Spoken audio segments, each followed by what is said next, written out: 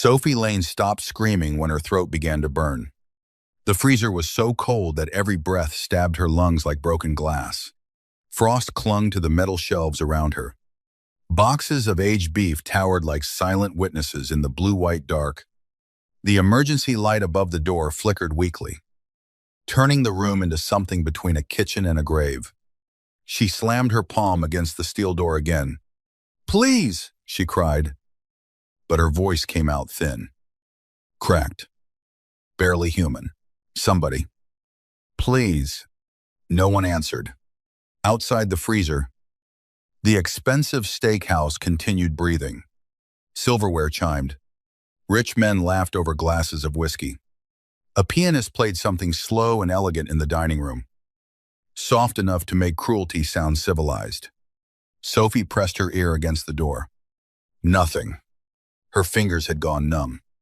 Her black waitress uniform, already damp from spilled water and kitchen steam, clung coldly to her body. She wrapped her arms around herself, but her hands shook too hard to hold still. Bianca Mercer's voice still echoed in her mind. "You should have just lied, Sophie." Then the shove. The door slamming. The lock clicking from the outside. Sophie slid down the wall, knees trembling, breath turning white in front of her face. She thought of Mila asleep in their tiny apartment with the neighbor watching her. 5 years old, curly hair, pink blanket, one front tooth missing, a child who had already lost one mother and did not know how close she was to losing another. Sophie tried to stand again. Her legs failed. And then, somewhere beyond the freezer door, she heard a sound that did not belong to the kitchen. Silence. Not normal silence. Not empty silence. The kind of silence that happened when powerful men stop speaking. Outside, in the private dining room of the Sterling Room, Vincent Romano lowered his whiskey glass without taking a sip. He had noticed the missing waitress 8 minutes ago. At first, he told himself it meant nothing. People disappeared in restaurants all the time. Shifts changed. Managers barked orders. Waitresses avoided private rooms full of dangerous men in dark suits. Ordinary women had instincts. Smart ones kept distance. But Sophie Lane had not looked at him like he was a monster when she served his table. That was the first thing he noticed. Not her body, though other men had made comments when she passed.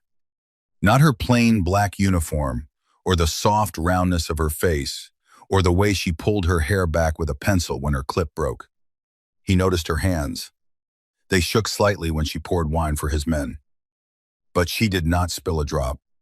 And when one of his soldiers, Enzo, snapped at her because his steak was too rare, Sophie did not flinch. She simply looked at him with tired brown eyes and said, "I can fix the steak. I can't fix your manners." The table had gone deadly quiet. Vincent had looked up then. Most people feared his name before they feared his face. Vincent Romano was the kind of man people recognized even when they pretended not to. Tall, cold, controlled. Dark hair combed back from a face that looked carved for judgment. Tattoos disappeared beneath the cuffs of his black dress shirt. His hands were calm. His eyes were worse. Men in Dallas did not raise their voices around him. Women did not insult his soldiers. But Sophie Lane had said it without drama, without performance, and without realizing that every man at that table had killed for less. Vincent should have been amused. Instead, he had been interested. Now she was gone. He turned his head slightly. "Where is the waitress?" His men stopped moving. Across the room, Calvin Mercer, the owner of the Sterling Room, smiled too quickly. He was a polished man with silver hair, a tailored jacket, and the anxious eyes of someone who had spent years bowing to richer men. "Which waitress?" "Mr. Romano." Vincent stared at him. Calvin's smile weakened. "The curvy one," Enzo muttered, before Vincent's eyes cut toward him. Enzo lowered his gaze. Sophie. Her name tag said Sophie. Vincent rose. Every conversation in the private dining room died at once. Calvin stepped forward. Mr. Romano. Please. If there was a problem with service, Vincent lifted one hand. Calvin stopped. From somewhere behind the kitchen door came a faint sound. Not loud. Not clear. A broken little cry. Vincent turned toward it. Something ancient and violent moved through him. He walked past Calvin without another word. His men followed. The kitchen staff froze as Vincent pushed through the swinging doors into the hot, bright chaos of the back kitchen. Chefs stopped mid-motion. A pot hissed. A line cook dropped a towel. Vincent's gaze swept the room once. Where is she? No one answered. Then he heard it again. A weak pounding. 3 taps. A pause. 1 tap. From the freezer, Vincent moved so fast that one of the cooks stumbled backward to get out of his path. He reached the freezer door and gripped the handle. Locked. His jaw tightened. Open it. The kitchen manager fumbled with a ring of keys. His hands shook so badly he dropped them. Vincent did not wait. He stepped back, pulled a gun from beneath his jacket, and fired once into the lock. The sound cracked through the kitchen like thunder. Someone screamed. Vincent kicked the door open. Cold air spilled out in a white wave. Sophie fell forward. He caught her before she hit the floor. For one suspended second, the entire restaurant seemed to vanish. She was freezing. Her lips were pale. Her lashes glittered with frost. Her body trembled violently against him. And her hands, blue at the fingertips, clawed weakly at his shirt, as if she did not know whether he was real. Vincent looked down at her. Her eyes opened halfway. Fear passed through them first. Then recognition. Then humiliation. Sharp enough to make his chest tighten. I didn't lie, she whispered. Vincent's voice came out low and dangerous. I know. Behind him, Bianca Mercer appeared at the kitchen entrance in a white silk dress, diamonds shining at her throat, her perfect face draining of color. Vincent did not look away from Sophie. Who locked this door? No one spoke. Sophie's body convulsed with another shiver. Vincent slid one arm beneath her knees and lifted her fully against his chest. She made a small sound. Not protest exactly, but pain mixed with pride. I can walk, she breathed. No, Vincent said. One word. Finale. He carried her through the kitchen, past stunned cooks, past whispering servers, past Bianca Mercer, standing frozen like a statue that had just realized marble could break. When Vincent stepped into the dining room with Sophie in his arms, every rich guest turned to stare. The pianist stopped playing.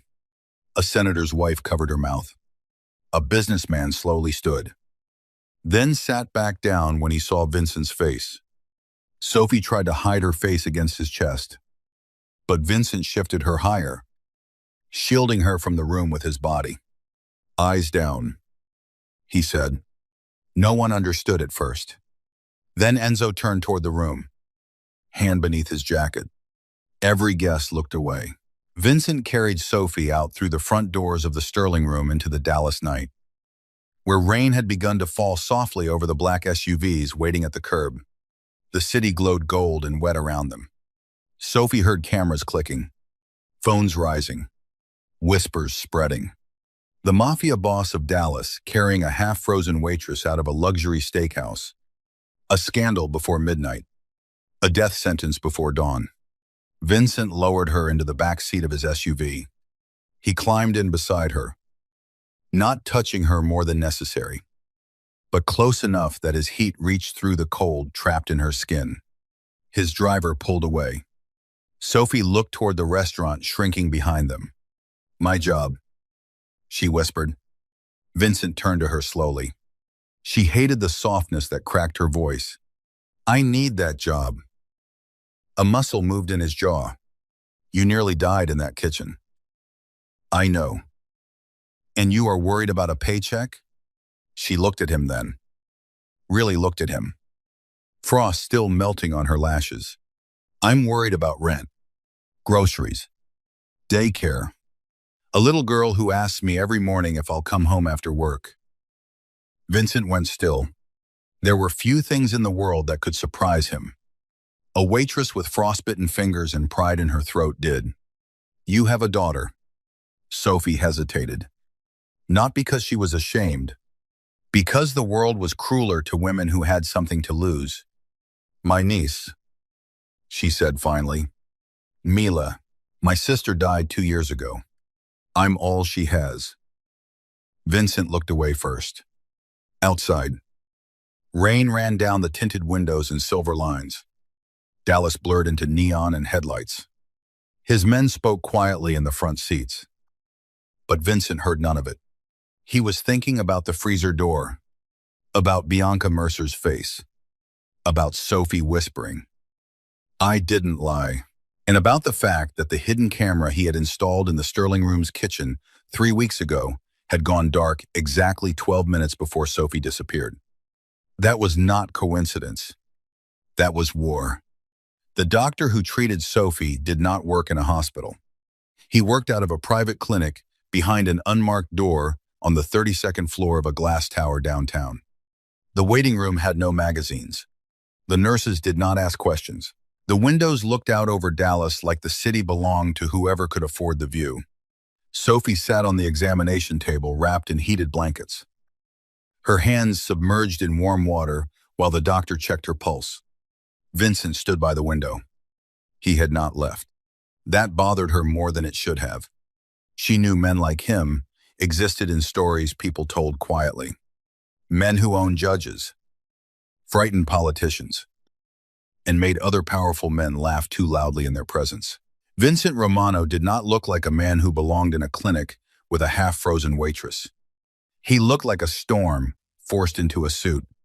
You should go back to your dinner, Sophie said, voice hoarse. He turned. His eyes moved over her face, then her hands in the basin. My dinner is finished. I ruined it. No. He walked closer, stopping at a careful distance. Someone made a mistake. The way he said mistake made the word sound like a coffin being lowered. Sophie swallowed. I don't want trouble. You have it. I didn't ask for it. Trouble rarely asks permission. The doctor glanced between them, then cleared his throat. She needs rest, warmth, and monitoring for the next 24 hours. Mild hypothermia, early frostbite, but I think her fingers will recover. Sophie closed her eyes briefly. Her fingers, she needed her hands. To carry plates, to button Mila's coat, to braid hair, to survive. Vincent noticed the way her breath shook. Leave us, he told the doctor. The doctor left without hesitation. Sophie looked up. You don't get to order everyone around me. A faint pause. Then Vincent's mouth almost moved. Not a smile. Something more dangerous because it was smaller. You were locked in a freezer for refusing to lie. I assumed you preferred honesty. I do. Then be honest. He stepped closer. What did Bianca Mercer ask you to lie about? Sophie's stomach tightened. She looked at her hands in the water.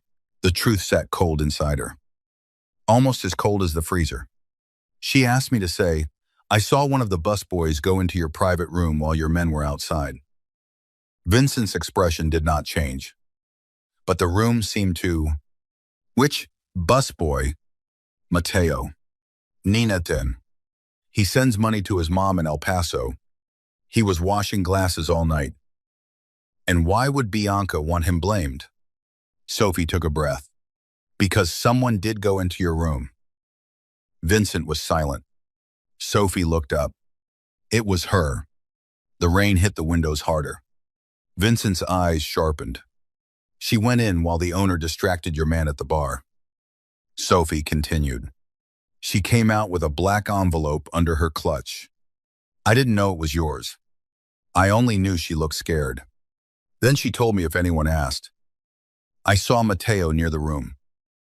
And you refused. Yes. Why? The question made her angry. Maybe because the answer was too simple for his world. Because he didn't do it. Vincent studied her. In his life, loyalty was purchased, threatened, inherited, or buried. He had seen men betray brothers for less than the cost of a bottle on Calvin Mercer's wine list. He had watched women kiss their husbands while selling secrets to enemies. He had never trusted innocence, because innocence was usually a mask worn by skilled liars. But Sophie Lane sat in front of him with thawing hands and exhaustion beneath her eyes. And she had risked everything for a busboy who could offer her nothing. It made no sense. That fascinated him. That irritated him. That made him want to keep looking. Sophie pulled her hands from the basin and wrapped the blanket tighter around herself. I answered your question. Now I need to go home. No. Her head snapped up. No. You are not going home tonight. Something flashed in her eyes. Fear first, then anger. Bright and immediate. I am not one of your men. I know. You can't just decide where I sleep. I can, when the woman who tried to kill you is connected to the people trying to kill me. Sophie went very still. There it was. The hidden blade beneath the velvet. Vincent watched understanding move across her face. What was in that envelope, she asked. Names. What kind of names? The kind people die for. Sophie slid off the examination table too quickly. Her knees almost buckled. Vincent moved, but stopped himself before touching her. She noticed. The almost touch hung between them. I have to get Mila, she said. My men are already on their way. Her face changed. No. No. You don't send strange men to my apartment for a child. Sophie. The sound of her name in his mouth silenced her for half a second. He said it like he had already decided it mattered. Then she hated that it did. You don't get to make me feel safe by taking control away from me, she said. Vincent absorbed the words without blinking. Most people begged him to take control. This woman demanded he earn the right. He reached slowly into his jacket and pulled out his phone. He dialed, put it on speaker, and held it toward her. A small, sleepy voice answered. Aunt Sophie. Sophie nearly broke. Mila. She pressed a hand to her mouth. Baby. Are you okay? Mrs. Alvarez said, I get to have hot chocolate. Are you coming home? Sophie closed her eyes. Vincent looked away. Not because he was uncomfortable, because something in the child's voice struck a locked room inside him. I'm coming soon. Sophie whispered. I promise. Be good. Okay. Okay. Mrs. Alvarez says men in suits are downstairs. Sophie shot Vincent a look. He spoke calmly toward the phone. They will not come near you. Mila. The child went quiet. Who are you? Vincent paused. Sophie watched him. The most feared man in Dallas. Questioned by a 5-year-old in pajamas. My name is Vincent. Are you Aunt Sophie's friend? Sophie opened her mouth to say no. Vincent's eyes stayed on hers. I'm trying to be, he said. For some reason, that was worse than a lie. By morning, the video was everywhere. Not the freezer, not the truth, only the ending. Vincent Romano carrying Sophie Lane out of the Sterling room in his arms, her face hidden against his chest. His men surrounding them, rain falling hard around the black SUVs. The headlines wrote themselves. Mafia Boss's Mystery Woman. Dallas Waitress saved by Vincent Romano. Romano seen leaving steakhouse with Curvy server after private dinner. By noon, the comments were cruel enough that Sophie stopped reading. Gold digger. Set up. She knew what she was doing. Women like that always want attention. She sat on a white sofa inside Vincent's penthouse, with Mila asleep against her side, watching her own humiliation loop silently on a massive television screen. Vincent stood behind her, remote in hand. He turned it off. The screen went black. Sophie stared at her reflection in the glass. A borrowed sweater hung loose on her shoulders. Her hair was still damp from the shower. She looked smaller than she felt and more tired than she wanted him to see. "I need my phone," she said. "No. You're very comfortable with that word. When it is necessary. It's necessary for me to call my manager." "Your manager is missing." She turned. Vincent watched her absorb it. Missing. Since 2 this morning? What about Bianca? At her father's estate behind 6 gates and 12 armed guards. Sophie rubbed her forehead. Mila stirred beside her, clutching the pink blanket Vincent's men had somehow retrieved from the apartment. Sophie lowered her voice. "I should go to the police." "You can. But the detective assigned to organized crime in Dallas had dinner with Calvin Mercer last Thursday.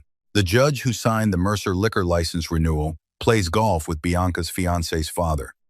And the man who took the envelope from my private room controls half the police union through donations."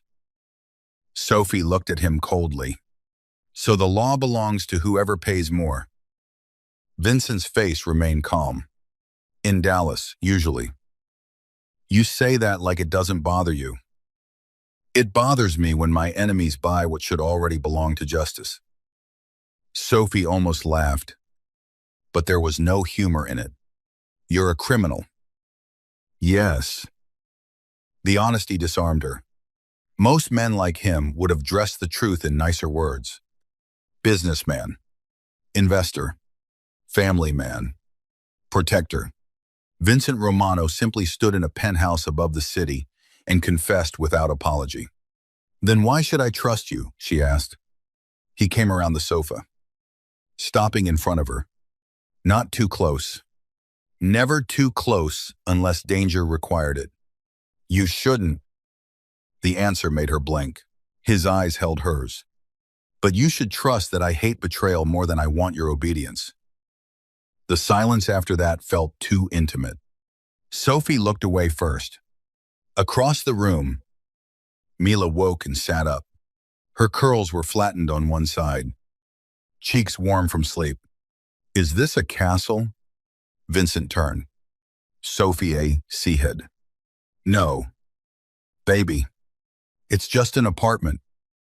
Mila looked around at the marble floors, floor-to-ceiling windows, in view of the Dallas skyline shimmering after rain. "It's a castle."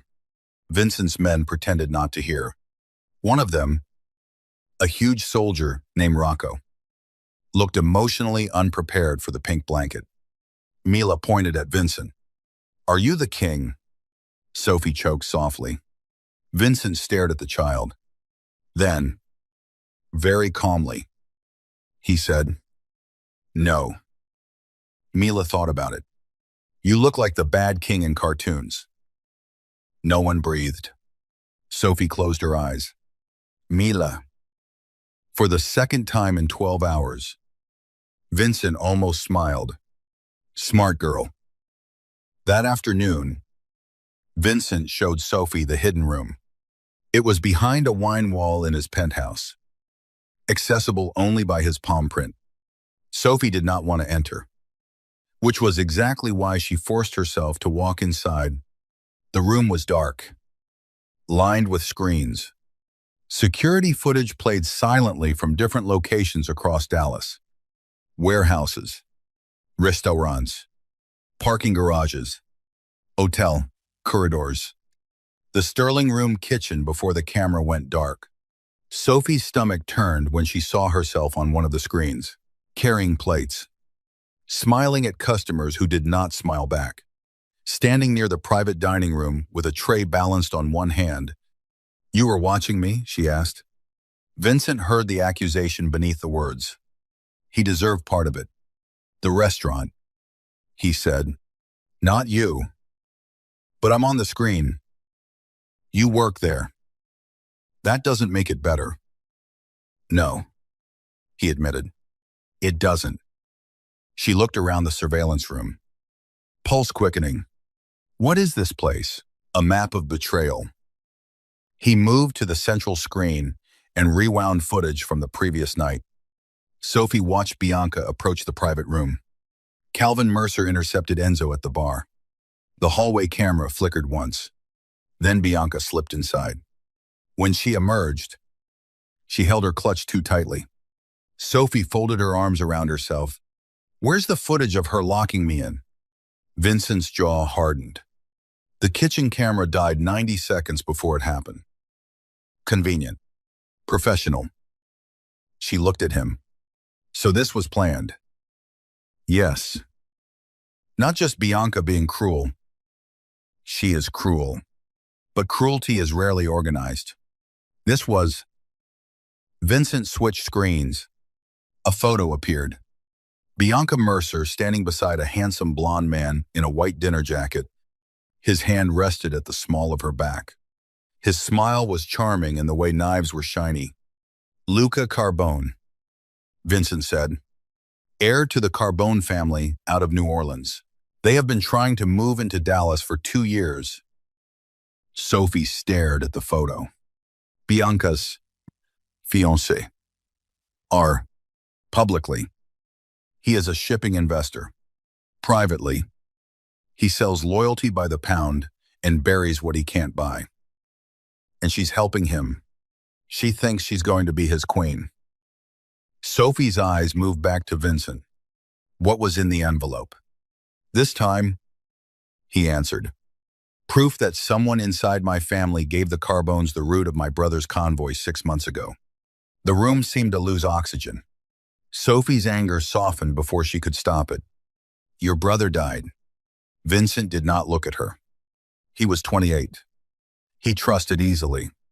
"I warned him not to." The words were cold. The wound beneath them was not. Sophie recognized that kind of pain.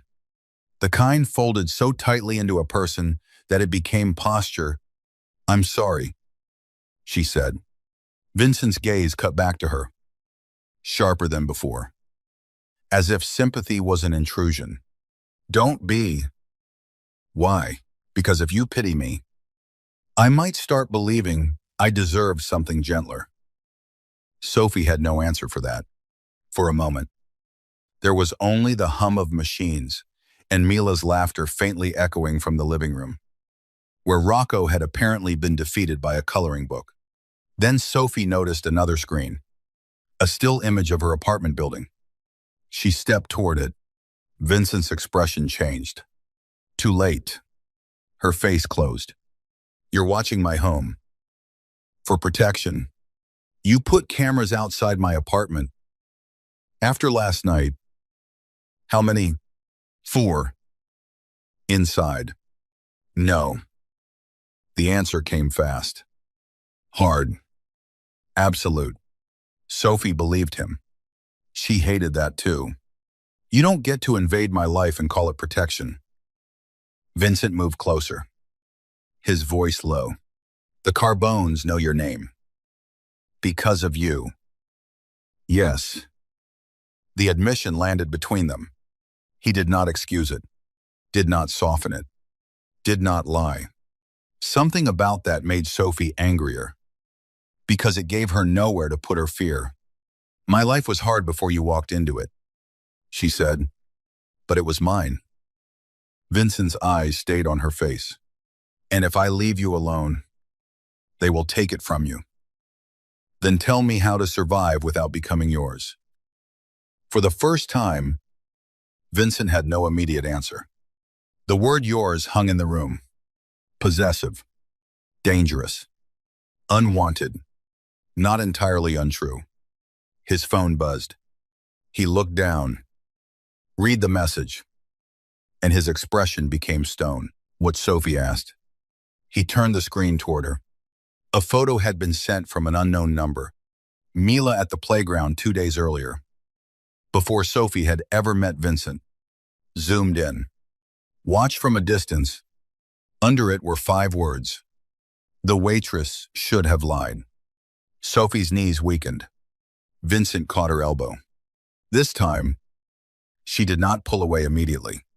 His hand was warm, steady, controlled. They knew about her before last night. Sophie whispered. Yes. Why? Vincent's eyes darkened. Because Bianca did not choose you randomly. That evening, Vincent told her the truth about the Sterling room. They sat across from each other at his dining table, while Mila slept in a guest room, guarded by 2 men and a woman named Talia, who looked like she could break a wrist without wrinkling her suit. Sophie had refused dinner until Vincent ordered soup and bread instead of steak. She ate because pride did not feed fear. The Sterling room belonged to my mother's family before Calvin Mercer took over operations. Vincent said, on paper, he owns it. In reality, I do. Sophie set down her spoon. You own the restaurant. Through a trust. And you let people like Bianca run it. I let them believe they had control. Why? To see who they would sell it to. Sophie stared at him. The pieces aligned slowly. The private dinner. The cameras. The envelope. The missing manager. Bianca framing Matteo. Sophie trapped in the freezer. You used the restaurant as bait. Yes. And everyone inside it. His silence answered first. Sophie pushed back from the table. I was bait too. No. But I was there. I didn't know they would use you. That doesn't change anything. Vincent stood. His control was still perfect. But something behind it had begun to crack. It changes everything. To you. To anyone with a conscience. She laughed once. Bitterly. Do you have one? His eyes hardened. Not enough to be harmless. The honesty hit harder than any defense. Sophie walked to the window, looking out over the city. Below, Dallas glittered like nothing ugly ever happened beneath its lights. I spent years serving men who thought money made them gods. She said, I learned how to smile when they looked through me. I learned how to carry plates while women like Bianca laughed at my body. I learned how to go home. Wash the steak sauce out of my uniform. And tell Mila that kindness still matters. Her voice trembled, but she did not let it break. Then I finally tell the truth once. And the whole world punishes me for it. Vincent stood behind her. Close enough that she felt him, but not close enough to touch. The world punishes truth because truth threatens ownership. She turned her head slightly. And what do you do? His voice lowered. I punish the people who think they can own it. A dangerous shiver moved through her. It should have frightened her. It did. But fear was no longer alone. That was the problem. Vincent received the invitation at midnight. A cream envelope, hand-delivered to his penthouse lobby by a courier who was gone before the cameras caught his face. Inside was a single card. The Carbone Foundation, Charity Gala, Saturday night, the Adolphus Hotel. Bring the waitress. Sophie read it twice. No. Vincent took the card from her hand. You won't be there as yourself. I won't be there at all. If we refuse, they move against Mila. Sophie's face went pale. Vincent hated himself for using the child's name, but he hated the truth less than he hated comfort. What do they want? She asked. To see whether I value you. I'm nobody. He looked at her. The room shifted. You stopped being nobody the moment they locked you in that freezer. Sophie's pulse betrayed her. Vincent looked away before he could enjoy it. The plan was simple in the way dangerous things were simple. Sophie would attend the gala at Vincent's side under a false identity. Talia would stay with Mila at a safe house outside the city. Vincent's men would surround the hotel. Sophie would wear a hidden microphone. She would identify Bianca's voice, Luca Carbone's face, and anyone connected to the theft of the envelope. In exchange, Vincent promised her one thing. When this is over, Mila gets a new identity, he said. Clean documents, safe school, apartment in another state if you want it, money enough to start again. Sophie studied him. And me. His eyes lifted. What about you? Do I get to start again too? Or do I remain part of your map of betrayal? Vincent's expression did not change, but the question cut him. You get whatever life you choose, even if I choose one far away from you. The silence stretched. His answer came too late. Yes. Sophie heard the lie and the delay. So, did he? On Saturday night, Vincent Romano walked into the Adolphus Hotel with Sophie Lane on his arm. And Dallas forgot how to breathe. She wore a deep emerald dress that Talia had chosen because it made her eyes look warmer and her curves look unapologetic. Sophie had nearly refused it when she saw herself in the mirror. She was used to clothes designed to hide her, soften her, apologize for her body before strangers could judge it. This dress did none of that. It made her visible. That terrified her more than the hidden microphone beneath the neckline. Vincent waited outside the dressing room, eyes fixed on his phone, until she stepped out. He looked up and stopped. Sophie's nervous hand moved toward her waist. Don't, he said. She froze. Don't what? Shrink. The word was quiet. It entered her like warmth. He approached, slowly enough to give her time to retreat. He held out a black velvet box. Inside lay diamond earrings. Sophie shook her head. No, they're not a gift. Good. They're armor. That's worse. His eyes almost softened. Almost. Everything beautiful in that room will be used as a weapon. He said, tonight. You use it first. She let him fasten the earrings. His fingers brushed her neck once. Both of them went still. The touch lasted less than a second. The tension lasted all evening. At the gala, chandeliers blazed above marble floors. Violins played from a balcony. Women in silk turned their heads as Vincent entered. Men who had been laughing moments before straightened like soldiers before a firing squad. And then they saw Sophie. Curiosity moved through the room like smoke. Who was she? Why was she with him? Why did he keep his hand at the small of her back like a warning? Bianca Mercer stood near the champagne tower in a red gown, her diamond necklace glittering at her throat. When she saw Sophie alive, dressed like a woman who belonged beside power, her expression cracked for half a breath. Sophie saw it. So did Vincent. Breathe, he murmured. I am. Convincingly. She inhaled. His thumb pressed once against her back. Not comfort. Not exactly. A command to stay standing. A promise that she would not stand alone. Luca Carbone approached with a smile built for cameras and funerals. Vincent Romano, he said. Dallas looks good on you. Vincent's voice was calm. It looked better before you arrived. Luca laughed as if they were old friends. His eyes moved to Sophie, lingering just long enough to be insulting. And this must be the waitress. Vincent's hand shifted slightly.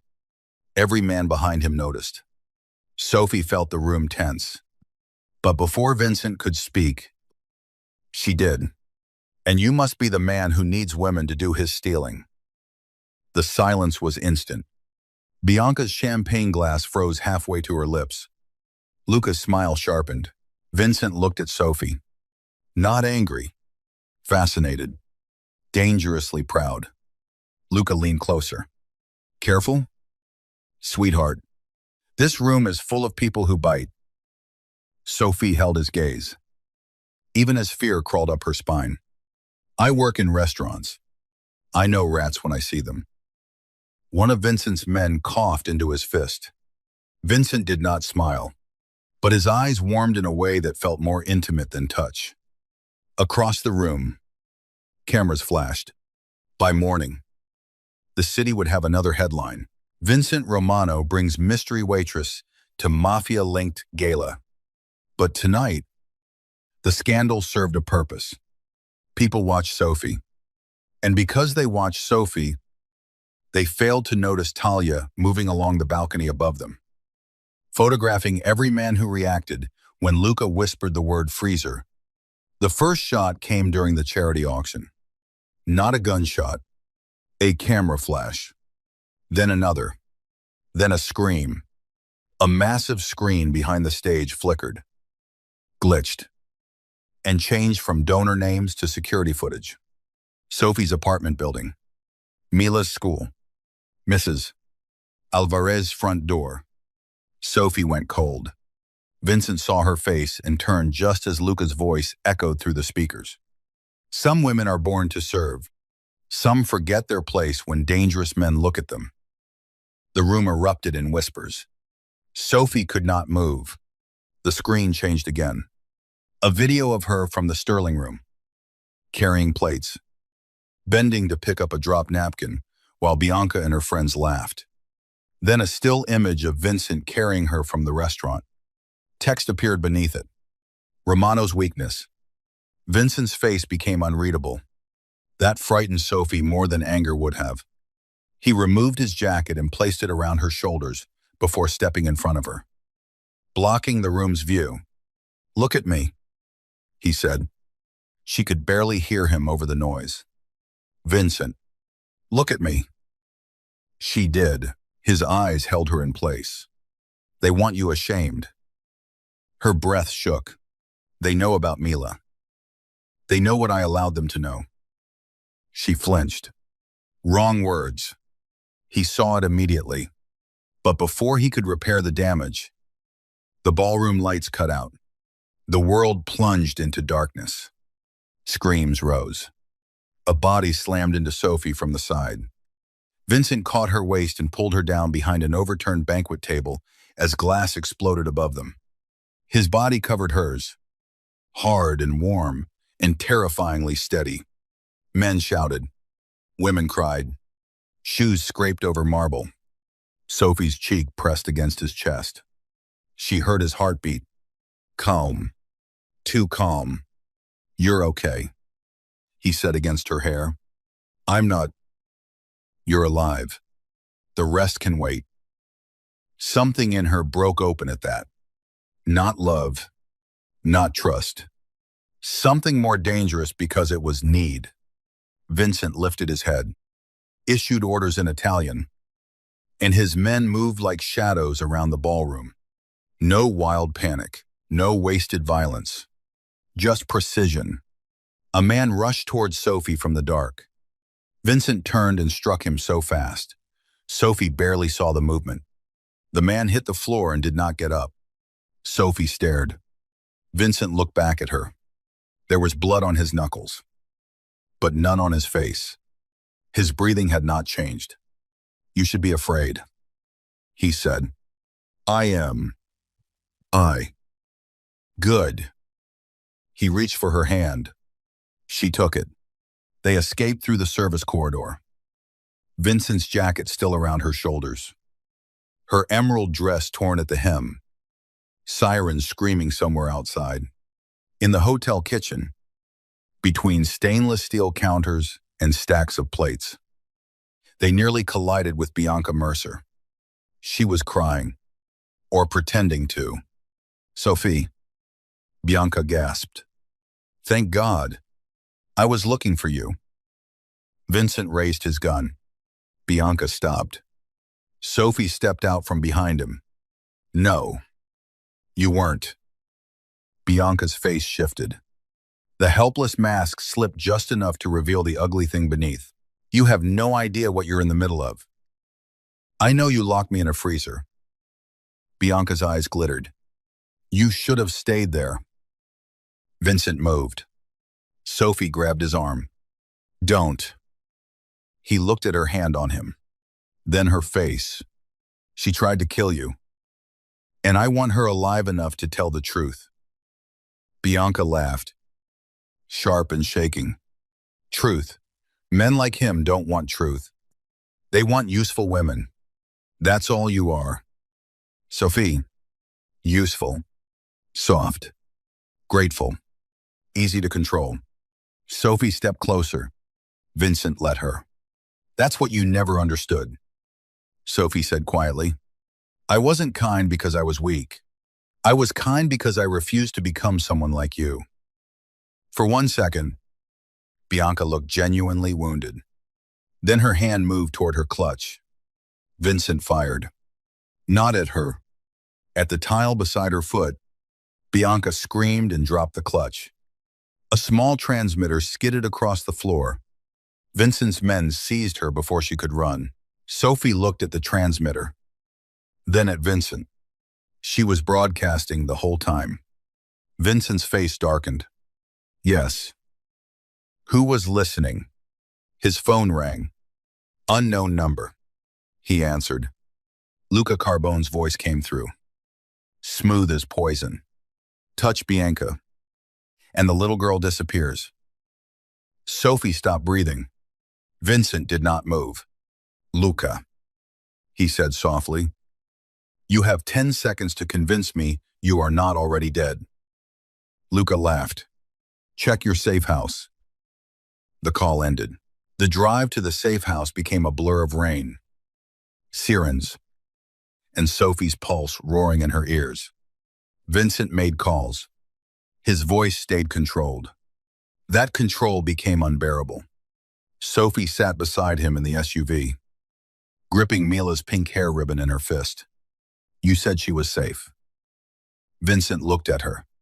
She was. You promised. His silence was worse than an apology. Sophie turned away, tears burning hot after so much cold.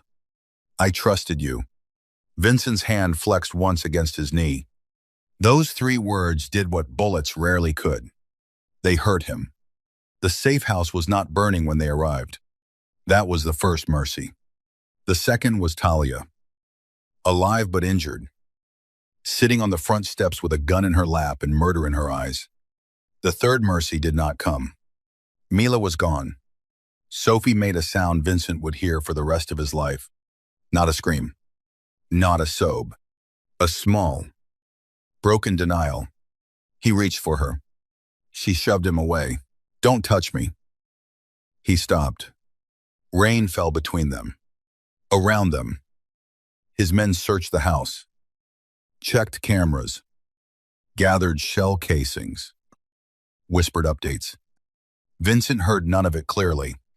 He watched Sophie walk into the child's empty room. The pink blanket was on the bed.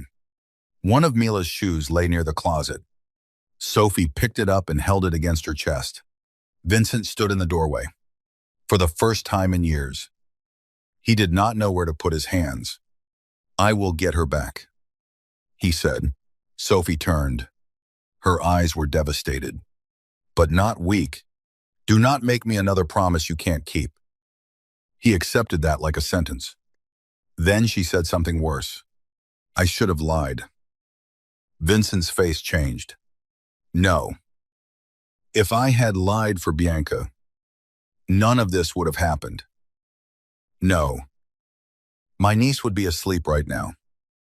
Sophie, do you know what truth costs women like me? Her voice rose, shaking. Men like you get revenge. Men like Luca get power.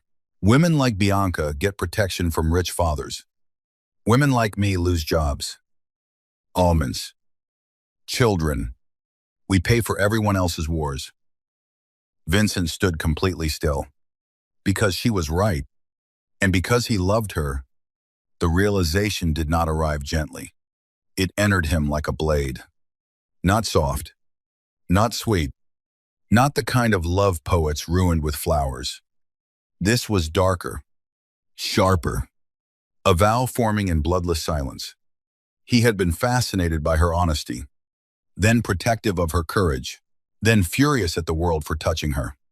But standing in that doorway, watching Sophie clutch a child's shoe like it was the last piece of her own heart, Vincent understood the truth.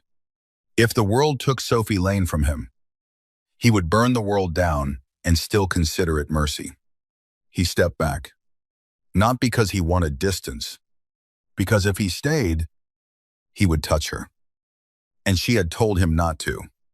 "You're right," he said. Sophie stared at him. "This is my war, my trap, my enemies, my failure." His voice remained calm, but every man listening in the hall lowered his eyes. "I will bring Mila home. Not because you trust me, not because you forgive me, because I owe you a debt no apology can pay." Sophie's face twisted. "I don't want debt." "I know." He turned to leave. "Vincent." He stopped. She swallowed, rain and tears shining on her face. "If you kill everyone, will she come back the same?" The question held him at the edge of his own nature. Slowly, he looked back. "No." "Then don't go as a monster." The old Vincent would have ignored that. The old Vincent had survived by becoming exactly what enemies feared. But Sophie was looking at him like she believed there was still a man beneath the weapon. And for reasons he could not forgive. He wanted her to be right. "I'll go as whatever brings her home," he said. The clue came from the freezer. At 3 a.m, while Vincent's men tore Dallas apart, Sophie sat wrapped in a blanket at the safe house kitchen table, staring at Bianca's transmitter in a plastic evidence bag. Everyone thought she was in shock. She was not. Shock was cold. Sophie was burning. She replayed the night in pieces. Bianca's shove. The freezer. The pounding. The faint voices through the vent when she had stopped screaming to save air. At the time, she thought she imagined them. Now she remembered. Not words. Sounds. A train horn. Metal scraping. A man saying, "Cold storage opens at 4. She stood so abruptly the chair hit the floor. Vincent turned from the next room. "What is it?" Sophie pressed her palms against the table. "The freezer vent," she said. "I heard a train horn." Vincent came closer. "There's no train near the Sterling room." "No. But there was one in the background when the men were talking through Bianca's transmitter. I thought I was hallucinating." Vincent's eyes sharpened. "What else?" "Cold storage opens at 4. Rocco cursed quietly. Talia, pal butt alert, lifted her head. "The old meatpacking district." Vincent was already moving. Sophie followed. He turned. "No." Her face hardened. "That little girl is mine. And you are exhausted." "I said she is mine." Vincent stopped. Their eyes locked. Every person in the room felt the collision. He wanted to lock her in safety. She wanted to run into danger. He understood suddenly that loving Sophie Lane would never mean owning her fear. It would mean standing beside it without trying to silence her. "Body armor," he said to Talia. Sophie blinked. Vincent looked at her. "You come with me. You listen when I tell you to move. I'm not one of your soldiers." "No." His voice lowered. "You're the reason they're going to survive tonight." The meatpacking district sat beneath the eastern edge of Dallas like the city's forgotten scar. Old brick warehouses lined wet streets. Rusted tracks cut through alleys. Fog gathered low beneath yellow security lights. The cold storage facility had been abandoned for years, though refrigerated trucks still moved in and out under false company names. Vincent's SUVs arrived without headlights. No dramatic speeches. No wasted time. Sophie sat in the back seat wearing a bulletproof vest beneath Vincent's black coat. It was too large for her, heavy with his warmth and the faint scent of cedar and smoke. Her hands still trembled, but her eyes did not. Vincent noticed. He noticed everything now. "You stay behind me," he said. She nodded. He studied her face. "Sophie, what? If you see Mila, you run to her. Not to me. Not to anyone else. Her." The words struck her strangely. He was telling her to choose the child over him, as if there was any other choice, as if part of him needed to say it. "What about you?" she asked. His gaze held hers. "I have survived worse than men like Luca Carbone." "That isn't an answer. It's the only one I can give you and still walk in there." The almost confession hung between them. Rain ticked softly against the roof. Then Enzo opened the door. Cold air rushed in. Inside the facility, everything smelled of metal, old meat, and bleach. Fluorescent lights buzzed overhead. Somewhere deeper inside, a child cried. Sophie moved before anyone could stop her. Vincent caught her wrist gently but firmly. "Listen." She froze. The cry came again. Too distant. Too perfect. Recording. Sophie's face changed. Vincent released her wrist. Pride flickered through his eyes. She had heard it too. They moved through the corridor in silence. Vincent's men spread out. Talia took the upper walkway, despite her injury. Rocco disabled a camera. Enzo found 2 guards and dropped them without a sound. Then, Luca's voice came through the facility speakers. "Touching. Vincent, you brought the waitress to the place where she almost died once already." Sophie's stomach turned. Ahead, through a glass wall. She saw a refrigerated chamber. Inside stood Mila, alive, crying, hands tied in front of her with a soft cloth. A stuffed rabbit at her feet. Sophie broke. "Mila." Mila lifted her head. "Aunt Sophie." Vincent grabbed Sophie around the waist as she lunged forward, pulling her back just as a red laser dot trembled across the floor where she would have stepped. A shot cracked from above.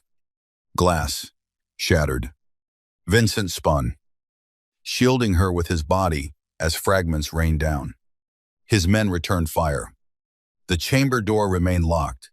Luca emerged on the upper walkway. Bianca, beside him, her perfect hair disheveled, her face twisted with fear and resentment. "This is what you chose," Luca shouted. "A waitress, a child. You could have had half the Gulf routes. Vincent, you could have married into clean money and buried your brother's death like a man." Vincent stood in the open, gun lowered at his side. His calm was terrifying. "You talk too much." Luca smiled. "And you care too much." He lifted a remote. Sophie saw Vincent's eyes move to it. A dead man's switch. The cold chamber behind Mila hummed louder. Bianca stared through the glass at Sophie. "You ruined everything," she screamed.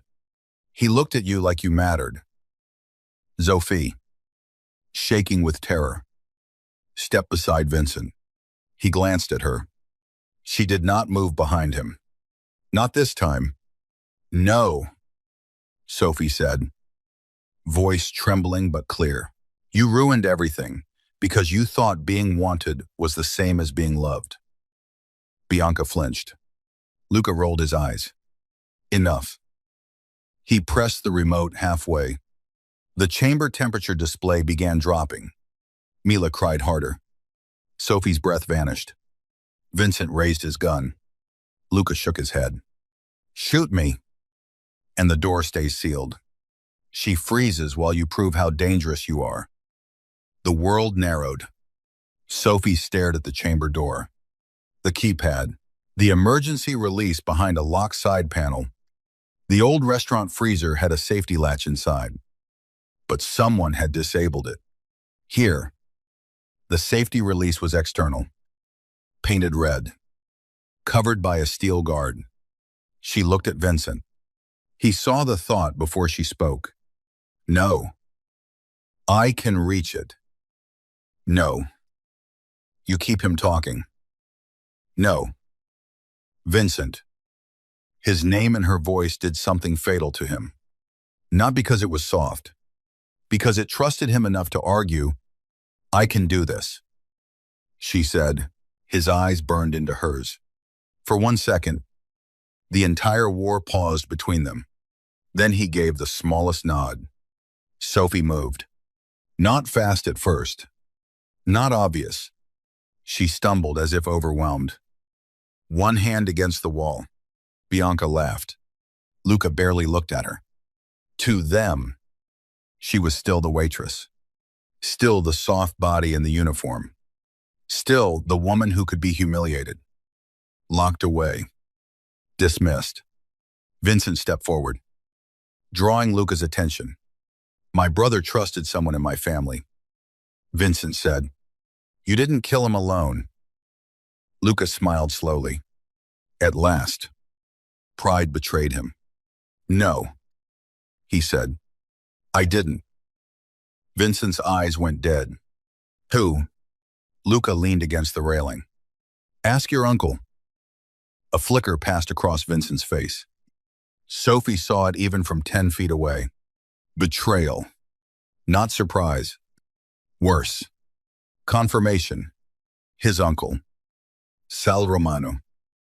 The man who raised him after his father died. The man who had urged him to marry Isabella Vega. The man who had told him grief made him weak. Vincent had suspected. Now he knew. Luca lifted the remote again. Sophie reached the side panel. Bianca saw her. She's at the door. Everything happened at once. Vincent fired at the light above Luca, plunging the walkway into sparks and shadow. Talia shot the remote from Luca's hand. Rocco charged the stairs. Enzo dragged Bianca back as she screamed. Sophie grabbed the steel guard over the release. It would not move. Inside the chamber, Mila sobbed her name. Sophie pulled harder. Her frostbitten fingers screamed with pain. She thought of the freezer, the cold, the door, no one coming. Then Vincent was beside her. Blood darkened his sleeve, but his face was calm. Together, he said. They pulled. The guard snapped free. Sophie slammed the red release. The chamber door opened. Mila ran straight into Sophie's arms.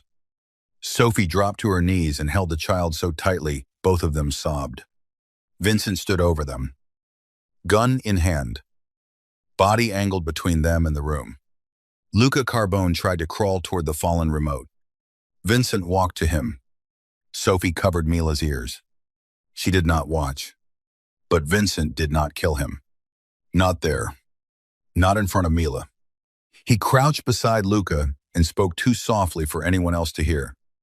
You wanted to know my weakness. Vincent said, You were wrong. Luca laughed weakly. Was I? Vincent looked back at Sophie holding Mila in the cold light. Then he turned to Luca. She is not my weakness. She is the last thing keeping me human. By dawn. Luca Carbone was in federal custody, with enough evidence attached to his name to bury 3 generations of his family. Bianca Mercer turned state witness before breakfast. Calvin Mercer fled Dallas and was arrested in a private airfield bathroom with 2 passports and Sophie's missing tip envelope in his jacket pocket. The public story was messy. A charity gala scandal, a restaurant trafficking investigation, a mafia-linked kidnapping, a waitress who became the unlikely witness that broke open a war. The truth was worse. Vincent's uncle had sold his brother's route to the Carbones in exchange for an inheritance transfer hidden inside the Sterling Room Trust. Sal Romano had never wanted Vincent to control Dallas. He wanted a marriage alliance, clean money, a quieter air. He wanted Vincent obedient. Instead, Vincent brought Sophie Lane to the Romano mansion on a Sunday evening and started a war at his own dinner table. The mansion stood beyond iron gates, beneath a bruised purple sky. Candles burned in tall windows. Men gathered in the dining hall, old world and dangerous, speaking in low voices beneath portraits of dead Romanos who had probably ruined every woman who ever loved them. Sophie did not want to be there. Vincent knew. Still, she came. Not for him, she told herself. For Mila's future, for the truth. For the right to look powerful men in the face when they decided the lives of ordinary women were acceptable collateral. Mila stayed with Talia at the penthouse. Sophie entered the mansion beside Vincent wearing a simple black dress and no jewelry except the diamond earrings from the gala. Armor. He had called them. Tonight, they felt like proof she had survived. Sal Romano sat at the head of the table. Silver-haired, elegant, smiling like a priest at a funeral. "Nephew," he said, "you bring guests to family business now." Vincent pulled out a chair for Sophie. "She is family business." The room went silent. Sophie's heart slammed once. She looked at him. His face revealed nothing. Sal's smile thinned. "Careful. Sentiment has already cost us enough." Vincent sat. "Sentiment did not kill Matteo." "You did." Every man at the table went still. Sal sighed softly, almost sadly. "Your brother was weak." Vincent's hand tightened around his glass. Sophie saw the crack in his control and placed her hand on the table near his. Not touching. Near. A choice. Vincent looked at it. Then at her. The storm inside him steadied. Sal noticed. His eyes moved over Sophie with cold disgust. "So this is what turned you against blood, a waitress?" With a sad story. Sophie felt the insult land. For once, it did not enter her. Vincent leaned back. "No. She reminded me blood means nothing without loyalty." Sal laughed.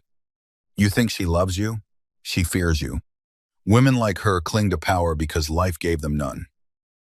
Sophie spoke before Vincent could. "I don't cling to him." Sal's Gaza, slight to her. The room held its breath.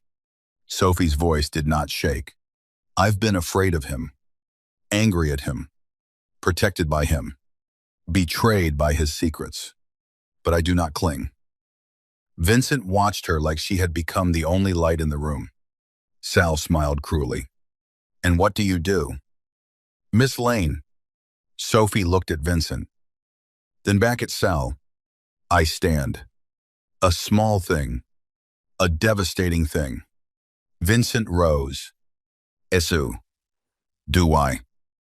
He placed a folder on the table. Inside were bank transfers, call records, witness statements, and a signed confession from Luca Carbone implicating Sal Romano in Matteo's death. The men around the table shifted away from Sal. Power changed hands quietly at first. Then, violently, Sal reached for the gun beneath the table. Vincent was faster. The shot shattered a wine glass beside Sal's hand. Nobody moved after that. Vincent's voice was calm. "You are done." Sal looked around the table, realizing no one would stand for him. His eyes returned to Sophie. "You made him weak." Vincent stepped closer. "No," he said. "She made weakness unacceptable." Sal was taken away before midnight. No blood on the marble. No screaming. Just an old man, dragged from a throne he had mistaken for a birthright. Outside, beneath the mansion portico, rain began again. Sophie stood at the edge of the steps, breathing cold air, trying to understand why victory could still feel so heavy. Vincent came to stand beside her. For a long time, neither spoke. Then she said, "You didn't kill him." "No. Because of me." He stared out into the rain. Because of Mila, Sophie turned. And because of you, he admitted. The words were quiet. No music swelled. No dramatic confession wrapped them in softness. But Sophie felt their weight.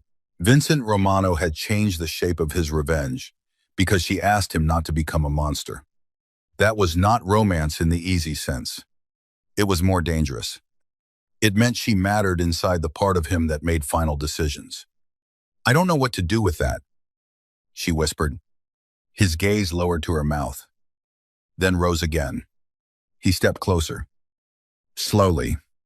She could have moved away. She did not. I don't either, he said. His hand lifted toward her face. Stopped. The space between his fingers and her cheek trembled with restraint. Sophie's breath caught. Why do you always stop? She asked. His eyes darkened. Because when I touch you, I want it to be something you choose, not something you survive. The sentence broke something open in her chest. She reached up and took his hand. Then she placed it against her cheek. Vincent closed his eyes. Just once. Eiford. As if the touch hurt. As if it saved him. Weeks passed before Sophie returned to the Sterling room. By then, it had a new name. Lane House. Vincent had given her the building. She refused it. He expected that. So he changed the paperwork. Not a gift. A foundation. A restaurant and training program for women leaving dangerous homes. Single mothers needing work. Young servers with no protection. People who knew what it meant to smile while being humiliated and still go home kind. Sophie cried when she saw the sign. Then she yelled at him for making her cry in public. Vincent stood on the sidewalk in a black coat, hands in his pockets, watching her with the quiet satisfaction of a man who had conquered cities and found this victory stranger than all of them. You hate it, he asked. I hate that you did something beautiful without asking. I'm learning. You're terrible at it. Yes. Mila ran ahead to press both hands against the front window. Is this our castle now? Sophie laughed through tears. Vincent looked at the child. Then, at Sophie. No, he said. It's hers. Inside. The freezer had been removed. In its place was a wall of warm copper lights and framed photographs of the women who worked there. The kitchen doors were painted blue. The dining room was bright, elegant, and alive with flowers. Sophie walked through it slowly, touching table edges, chair backs, the polished bar. At the back of the room, where the freezer door had once stood.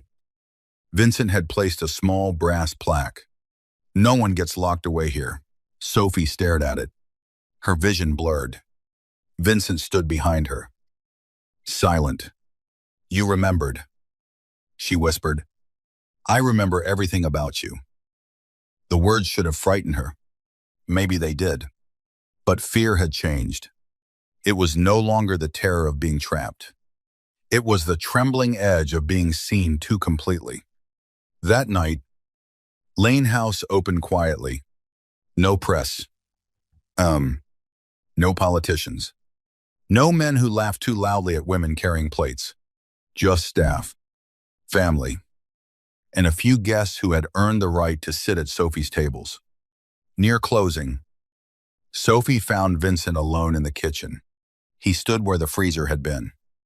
Sleeves rolled up. Tattoos visible along his forearms. Staring at the copper lights like they were a language he was trying to learn. You look uncomfortable, she said. I am. Good. He turned. She had changed out of her opening night dress into a soft sweater and black pants. Her hair was loose around her shoulders. She looked tired. Warm and real.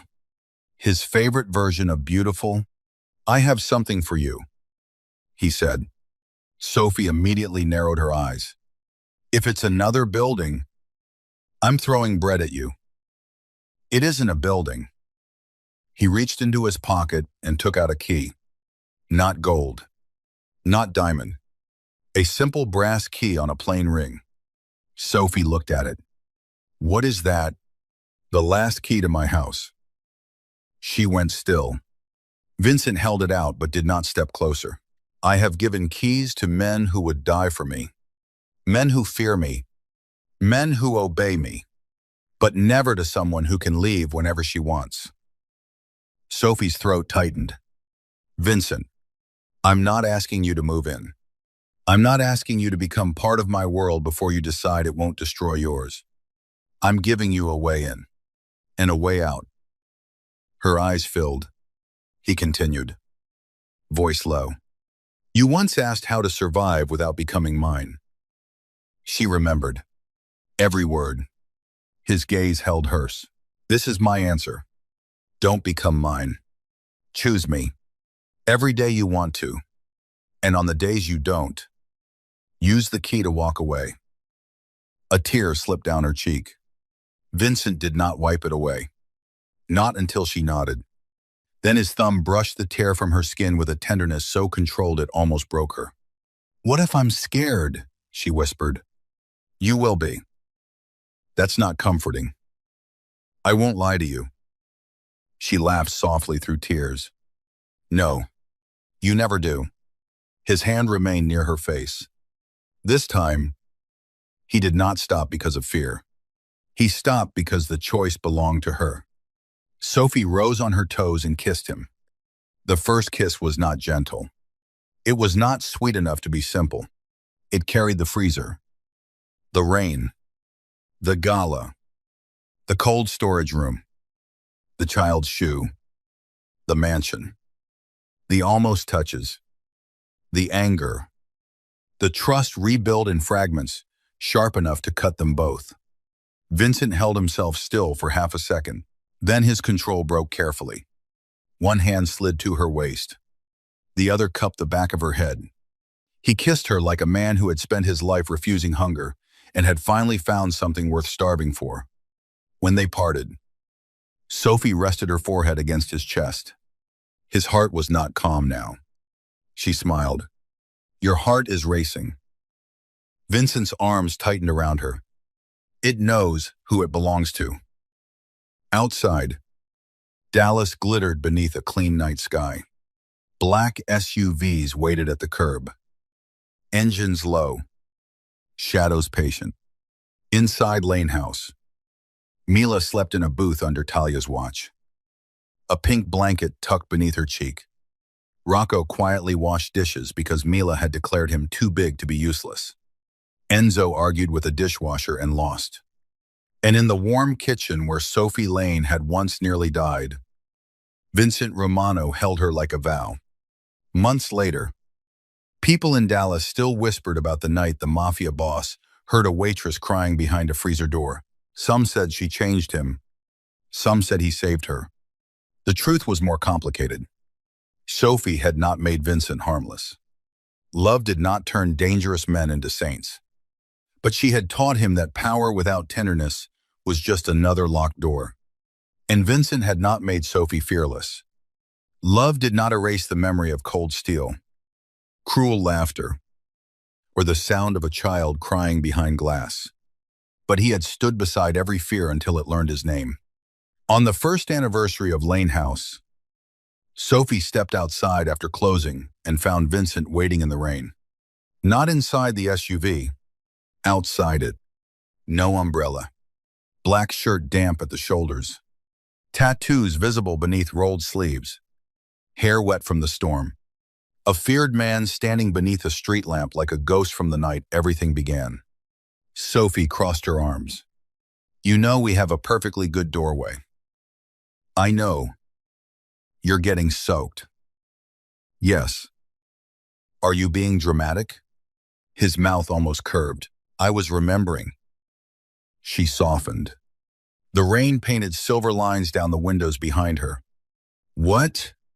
He looked at the restaurant sign. Then at her. The first time I carried you out of that place, you were freezing. Sophie stepped closer. And now, His eyes moved over her face with quiet devotion. Now you're the warmest thing in my life. For once, Sophie had no clever answer. Vincent reached into his coat and removed a small black box. Her breath caught. He did not kneel. Not yet. Instead, he placed the box in her hands. Open it only if you want the question, he said. Sophie stared at him through the rain. And if I don't, then keep the box. Throw it away. Sell it. Hide it in a drawer. I will still be outside when you need me. Her lips trembled. You really learned how to ask. No, he said. You taught me how to wait. Sophie opened the box. Inside was a ring unlike anything Bianca Mercer would have worn. No giant diamond meant to blind a room. No cold display of ownership. A deep green stone surrounded by small diamonds. The color of the dress Sophie had worn the night she stopped shrinking. Her eyes filled. Vincent finally lowered himself to one knee on the rain-slick sidewalk. Across the street, one of his men pretended not to cry. Mila pressed her face against the restaurant window, saw what was happening, and began jumping silently with both hands over her mouth. Sophie laughed and cried at the same time. Vincent looked up at her. Rain on his face, power at his back, devotion stripped bare in his eyes. Sophie Lane, he said, voice steady. I cannot promise you a life without danger. I cannot promise my world will ever become gentle. But I can promise you this. No door closes on you again. No one makes you small again. No enemy reaches you alone. And every version of me that survives from this day forward belongs beside you. If you'll have him. Sophie looked down at the man everyone feared. And for the first time, she saw not the king Mila had joked about.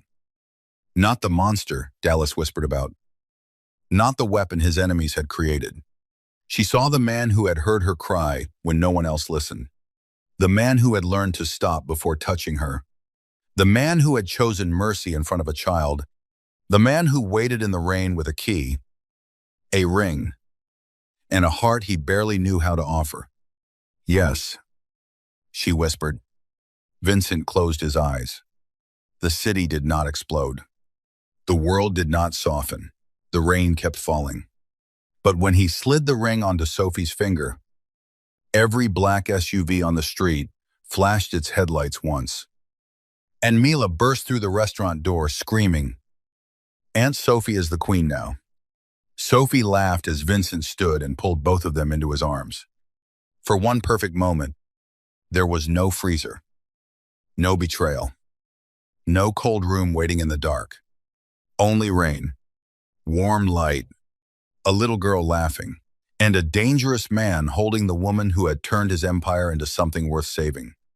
Vincent bent close to Sophie's ear. You know she's wrong, he murmured. Sophie looked up, smiling. About what? His hand tightened around hers. You were never the queen. He kissed her knuckles. Eyes dark and devoted. You were the reason the kingdom survived.